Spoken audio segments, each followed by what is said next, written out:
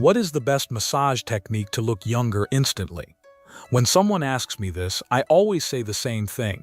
Facial sagging after 60 isn't just from aging, it's from stagnant circulation and unused muscles. And if you don't wake those muscles up, no cream or serum will firm your skin, no matter how expensive. So in this episode, Japan's oldest doctor will walk you through a simple at-home facial massage, using just your hands that can help lift the cheeks, tighten the jawline, and smooth the forehead in under 10 minutes, the most effective way to make yourself look younger. Welcome back to the Senior Health Podcast. Today you'll hear step-by-step how to perform this 9-part massage ritual, rooted in Japanese facial therapy and backed by modern lymphatic research to help your skin feel fresher, brighter, and more alive. He's over 100 years old, still treating patients, and considered a national treasure in Japanese medicine.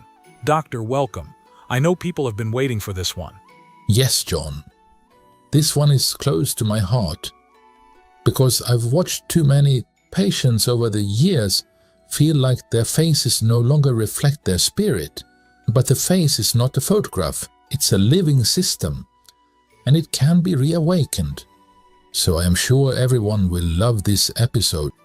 That already changes so much, because we're taught to think of facial aging as inevitable, something to hide or cover, instead of something we can support and restore. Exactly. The face holds more than expression. It holds lymph fluid, tension, old habits and emotions. And after 60, if we don't help it release those things, the signs show up as sagging, puffiness, and loss of tone. But these signs aren't permanent. They're requests for movement.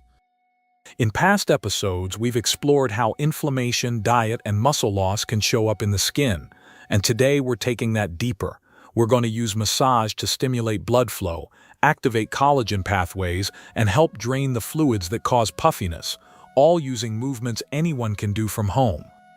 And for those who follow through and actually complete the sequence for 14 days, you may not just see a difference.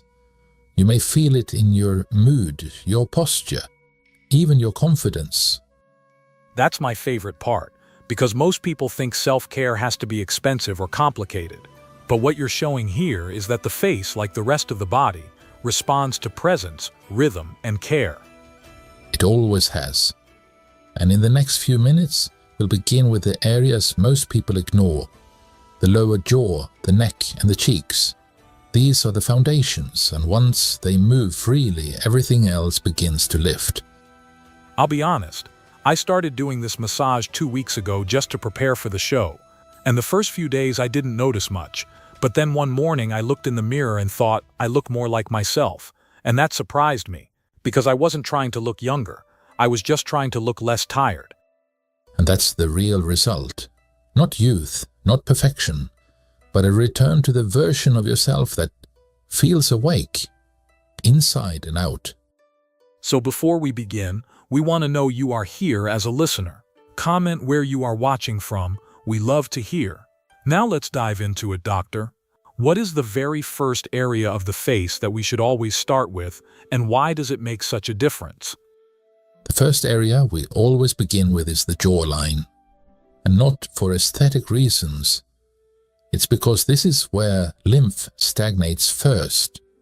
The jaw and lower cheeks collect tension, fluid, and waste that the body hasn't cleared overnight. That's something I've never thought about, that aging can begin with what the body fails to drain. Yes, and the longer that fluid sits, the more the skin stretches to accommodate it. Over time, that pull becomes sagging. So it's not just gravity, it's stagnation. Exactly. Gravity is a factor, yes, but the body has systems to resist it. Lymph flow, circulation, muscle tone, and when those slow down, the skin loses its internal support. That really changes how we think about aging, not as collapse, but as a quiet surrender of circulation. And that surrender can be reversed. In Japan, we often say the face is the surface of the breath, and the breath moves where tension is released. That's such a poetic way to frame this, because in the West we see the face as a canvas, something to be filled, covered, or fixed, But you're saying it's not a canvas. It's a map that shows where we've been holding stress, fluid, even emotion, and that with the right touch, that map can change. So with that in mind, let's move into the first of the 9 massage techniques, beginning with the jaw and neck. And I suggest you as a listener to stay with us, because you will need all 9 for the best results. Now, doctor, where exactly do we place our hands, and what should we be feeling when we do it right? Begin by placing your fingers just beneath the curve of your jaw, with your thumbs resting lightly under the chin. Glide your fingers upward along the edge of the jawbone until you reach the space just below your ears. This movement is not random. It follows the natural path of lymphatic flow. Once you reach that point near the ears, sweep gently but firmly down the neck, ending at the collarbones. You are encouraging the body to drain old fluid, not forcefully, but rhythmically. When I did this for the first time, I noticed my face felt warmer within a minute. It wasn't just heat, it felt like circulation had been reawakened, like something dormant was moving again. And I realized I'd never actually touched my face that way, not with that kind of presence. That warmth is your capillaries opening. It's a sign that the tissue is receiving oxygen again, not from outside, but from within.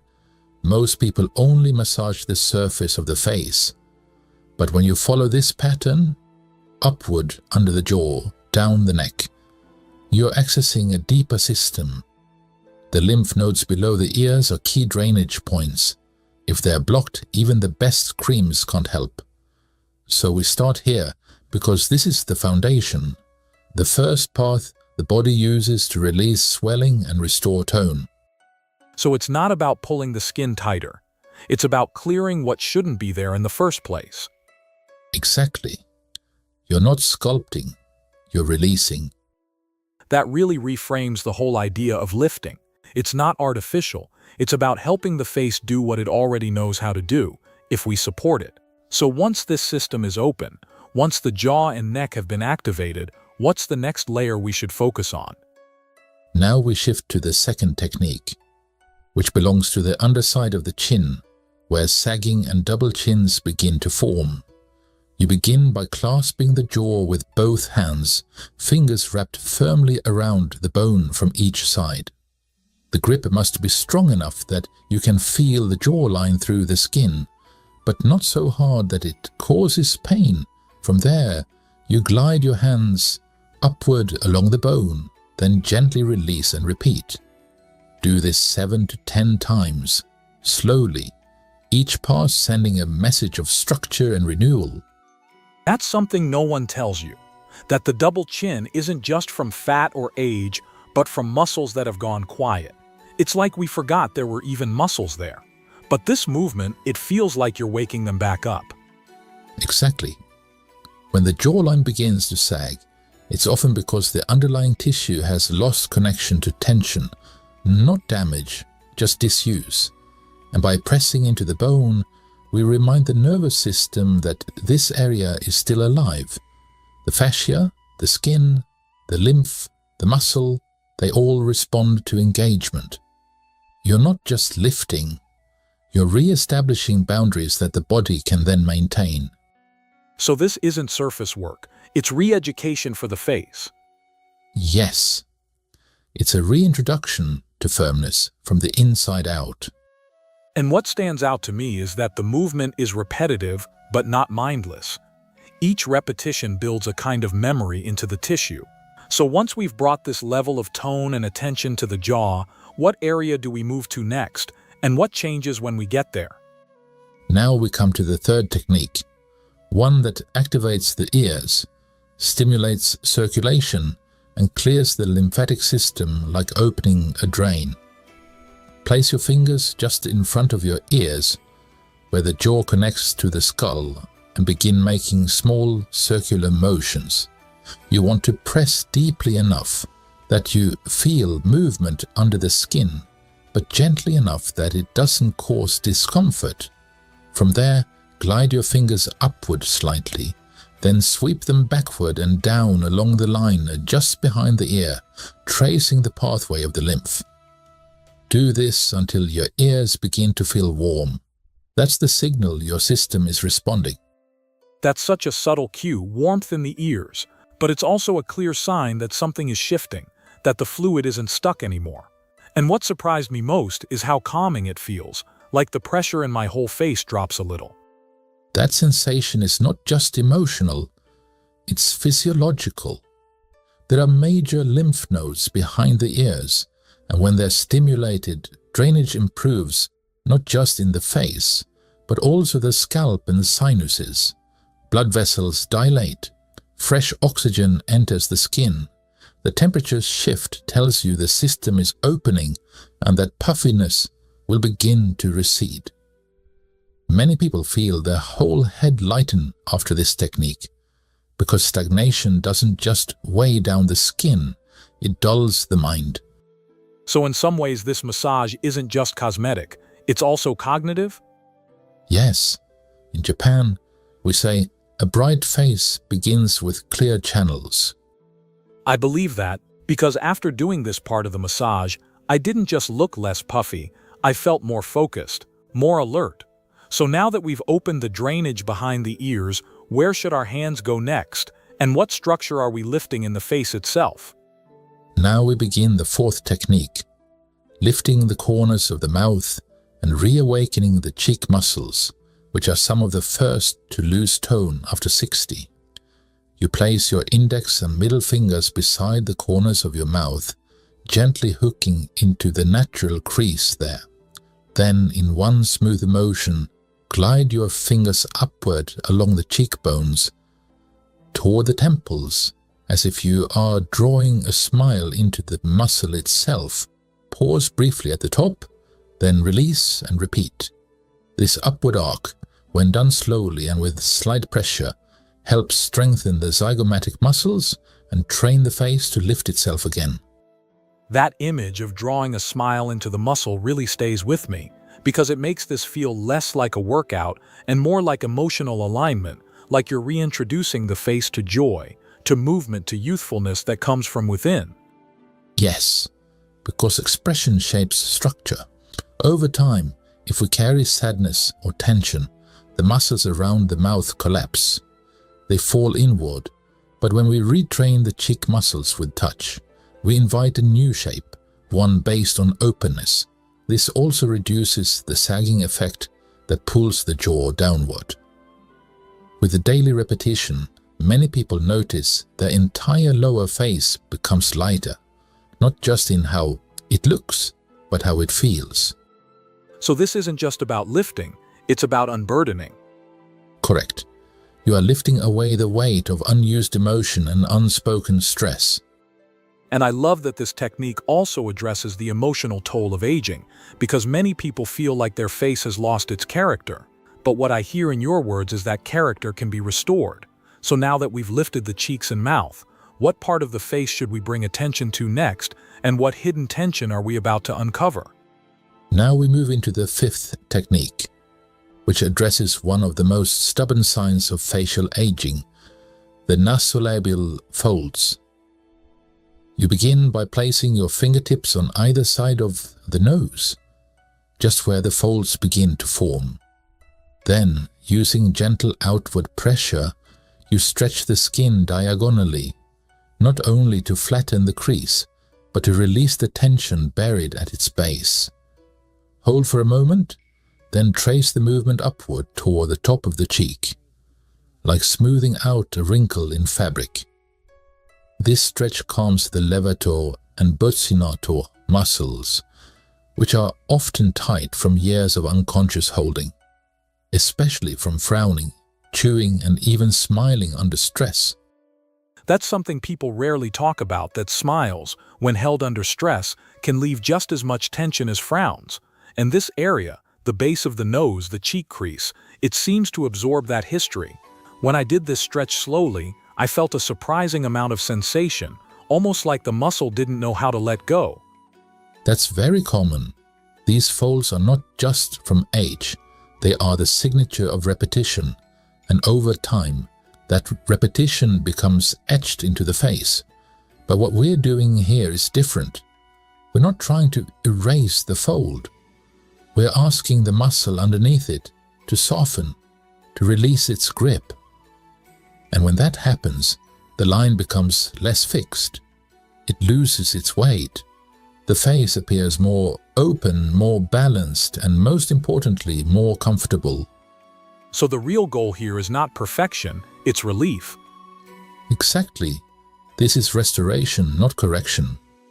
That distinction really matters, especially for older adults who've been told their face needs fixing. What you're offering is the opposite. It's a way to reclaim natural structure. So now that we've released the center of the face, what comes next? Next is technique number 6. Focused on the eyes, where fatigue, age, and emotion tend to leave their most delicate mark. Begin by gently placing your knuckles or fingertips along the outer edge of the eye socket near the temples. Then, with light circular motions, trace the bone gently under the eyes, inward toward the nose, and back around in a full arc above the brow. You're not rubbing the skin, you're massaging the muscle beneath it, especially the orbicularis oculi, which encircles the eye like a soft ring. As this muscle relaxes, the eyelids begin to lift naturally, and the wrinkles at the outer corners soften, not because they are erased, but because the tension that deepened them is gone. When I tried this one, I noticed two things almost immediately. First, how sensitive the area is. It felt tender, even a little emotional. And second, how deeply relaxing it was, like I hadn't realized how tightly I was squinting or furrowing until it was gone. That tenderness is the body's way of telling you, thank you. The eye muscles are often overworked. From screens, from squinting, from years of emotional expression, and unlike other parts of the body, these muscles don't get stretched or moved in daily life. That's why this massage is so powerful. It helps reduce eye bags, yes, but more importantly, it improves microcirculation, so nutrients and oxygen can reach the area again. This isn't just about looking more awake. It's about supporting the delicate tissues that help us see, focus, and connect. So it's a functional lift, not just a cosmetic one. Exactly. You're not pushing up skin. You're clearing away what's been weighing it down. It's incredible how such a small, gentle motion can have such a visible and internal effect. And it makes me wonder, if we hold that much tension in the eye, I can imagine we are also holding it just above that in the space between the brows, right?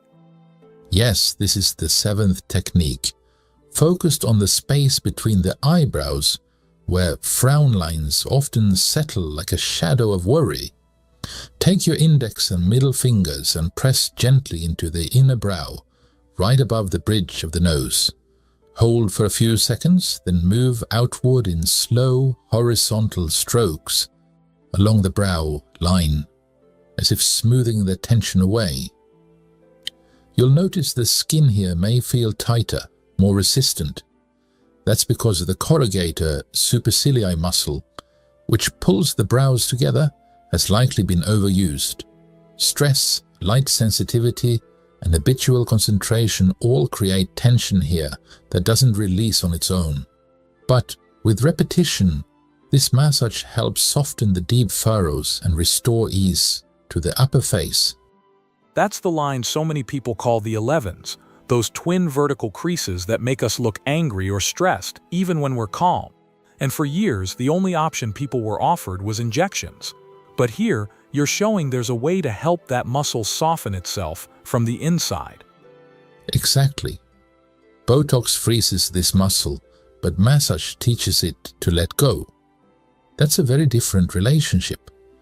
You are asking the body to participate in its own healing, and over time, that creates changes that are not only visible, they are sustainable. You'll notice more space in your expression, more lightness in the eyes, and often people say they feel less reactive simply because This tension is no longer pressing inward all day. So this isn't just face work, it's nervous system work. Yes, and it's often the most transformative for those who carry invisible stress. That's a powerful reminder, because the face doesn't just show age, it shows habit, defense, fatigue. And when we meet those things with touch instead of force, something deeper begins to change. So once we've softened the center of the face, what about the top, where lines tend to stay even when the rest of the face lets go? Now we move to the 8th technique, lifting the forehead and releasing the adhesions between the skin and skull. Begin by placing your fingertips just above the eyebrows, then press gently upward toward the hairline. Hold for a few seconds, then use a gentle, rocking motion to shift the skin from side to side, as if checking how freely it moves. Most people find that this area is surprisingly stiff. That's because, over time, the fascia here becomes stuck to the underlying bone, creating horizontal lines and restricting the blood flow. By freeing that connection, we restore mobility. And mobility leads to softness, flexibility, and a forehead that lifts naturally. That's something I never considered, that the skin on the forehead could actually get stuck. I always thought wrinkles here were just from repeated expressions, but you're showing that it's also about adhesion, about the skin losing its glide. Exactly. The skin should move like silk over the bone, not stick like tape. When it becomes fixed, even neutral expressions look strained. But once you release these adhesions, the skin breathes again. Blood flow returns. The surface begins to reflect the freedom beneath it, and that alone can change how someone looks and feels in a matter of days. So this massage helps restore not just tone but texture. Yes, it softens both the look and the feel of the forehead. It's amazing how something as subtle as rocking the skin can signal so much to the body that it's safe to soften, safe to move. And once we've lifted this area, there's really only one place left to go, the very top. What happens when we bring this practice to the scalp itself? Correct, John. Let's look at the 9th and final technique, massaging the scalp and hairline where hidden fluid and tension often remain trapped. Begin by placing your knuckles at the center of your forehead, just above the brow line. Slowly drag them backward into the hairline, applying enough pressure to move the skin without causing discomfort. From there, use circular motions across the scalp, especially along the top and sides, to gently release tightness and improve circulation. These movements stimulate lymphatic drainage in the entire upper face and also help prevent swelling that often settles overnight in the eyes and forehead. I'll admit, when I first tried this part, I thought it seemed unnecessary, but within seconds I felt a release I didn't expect, not just in my head, but all the way down my face. That's because the scalp is part of the same system. If the top remains tense, fluid has nowhere to go. It becomes trapped, pooling in the forehead, around the eyes, even in the cheeks. But when we mobilize the scalp, we clear a path for everything below to shift and reset. Many people report that this technique alone helps them sleep better, feel calmer, and experience less facial tension in the morning. And when done regularly, it improves not only the contours of the face, but the brightness of the skin. So the hairline is more than just the border of the face, it's the final release point? Yes, it's the ceiling of the system, and when it softens, the entire face has permission to rise. That's a beautiful image and a powerful way to end the sequence. Because what started as a facial massage has turned into something deeper, a method for reminding the body that it still knows how to heal. So for someone listening who's never tried this before, what would happen if they did all 9 of these just once and then stayed with it for 2 weeks? If someone committed to this practice for just 2 weeks, they would likely begin to see not only visual changes, but sensory ones. The skin may feel warmer, more elastic, more connected to the muscles beneath. Puffiness would begin to reduce, not because of force, but because of restored flow. Expressions may soften, not because lines disappear, but because the body isn't holding as tightly. And for many, this leads to a quiet kind of confidence, the kind that doesn't come from looking younger, but from feeling more alive in one's own skin. That's such a powerful distinction, because for so many people after 60, self-care starts to feel like a losing battle, a chore. But what you're offering here is something completely different. It's not about chasing youth, it's about remembering vitality. Exactly. These movements don't erase your years. They honor them. They help you meet the face you have and offer it care instead of critique. And when that happens, something shifts. The mirror becomes a place of relationship again, not rejection. And that change, even if small, ripples into posture, presence, even how you speak. You walk through the world with a little more dignity, because your body feels tended to, not ignored. And that's something no cream or surgery can give, that feeling of inner coherence. Yes, the touch says, I'm still here. I still matter. That's the note I want to end on, because I've seen what happens when people come back to themselves like that. And if you're listening, let us know in the comments, and please like the video. We hope you'll try this for just 14 days.